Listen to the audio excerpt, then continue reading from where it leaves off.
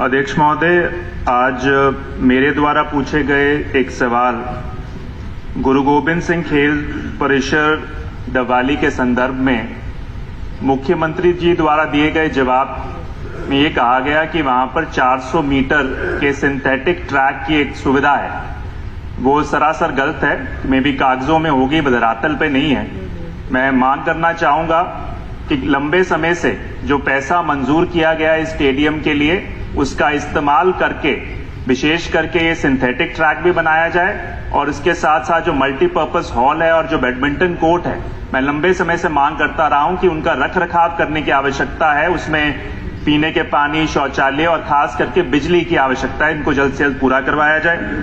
साथ में अध्यक्ष महोदय, जो बिजली बिल माफी की योजना है सरकार की, उसमें दो ऐसी कंडीशंस है।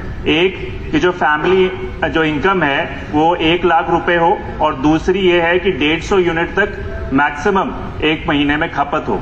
इन दोनों कंडीशन के चलते बहुत सारे जो जनता है, जो परिवार हैं, जिनको लाभ मिलना चाहिए, वो लाभ से वंचित हो रहे हैं। तो इन कंडीशंस को बदलकर 1 लाख को बढ़ाकर 1,80,000 किया जाए और साथ में 150 यूनिट जो बिजली की कंडीशन है उसको बढ़ाकर 300 यूनिट किया जाए, तब सभी को लाभ मिल पाएगा।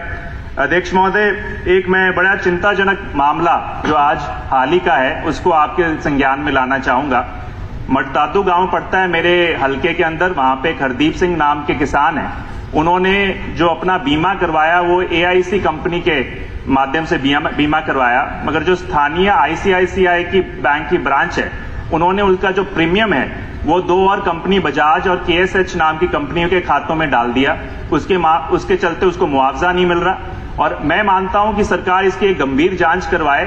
ऐसे कितने और किसानों के साथ धोखाधड़ी हुई है, क्योंकि ये बहुत बड़ा संगीन और गंभीर मामला और सही जांच करने की आवश्यकता भी है। उसके साथ साथ अध्यक्ष महोदय, 2020 का मेरे हलके का अभी तक किसानों का मुआवजा बकाया है। कई बार मेरी उप मुख्यमंत्री जी से भी तर्क वितर्क हो चुका है।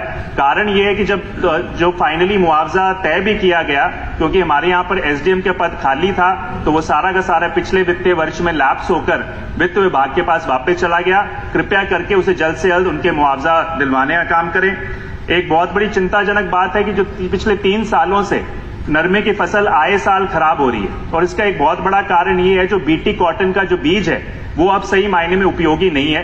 पाकिस्तान तक में BT3, BT4 का उपयोग होना शुरू हुआ है। तो मैं मानता हूं शोध करके सरकार केंद्र सरकार को लिखे और उन पे एक दबाव डालने का काम करे कि इस बीज को बढ़ाकर अपग्रेड करने का काम करे।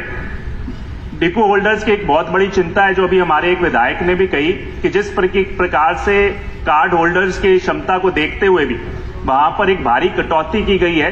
गेहूं के अंदर 18% डिपो के अंदर, और जो बाजरा है उसके ऊपर 24%, उसको वापस लिया जाए, क्योंकि इससे कार्ड होल्डर्स को भी समस्या आ रही है और जो डिपो होल्डर्स हैं, जिनके डिपो है, उनको भी समस्या है। उसके साथ साथ मैं मानता हूं एक गुजरात के स्तर पर खास करके जो हमारे छोटे डिपो धारक हैं उनको सहायता मिल सके, तो गुजरात के स्तर पर न्यूनतम मासिक मानदेय की सुविधा हो।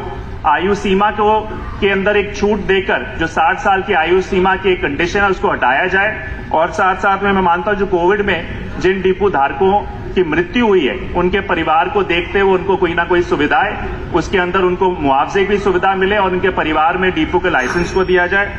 अंत में अध्यक्ष महोदय, मैं रोजगार सहायकों के लिए भी कहना चाहूंगा कि उनको भी नियमित किया गया है। एक आखिरी बात यह है, यहाँ पर हरियाणा के अंदर मनरेगा का तो सबसे ज्यादा मजदूरों को दाम मिलता है, मगर जो सहायक हैं आज की तारीख में उनकी आमदनी 2,000 से 6,000 रुपए है। उसको बढ़ाकर दूसरे प्रदेशों की तर्ज पर उनकी आमदनी बढ़ाई जाए और उनको नियमित किया जाए। धन्यवाद।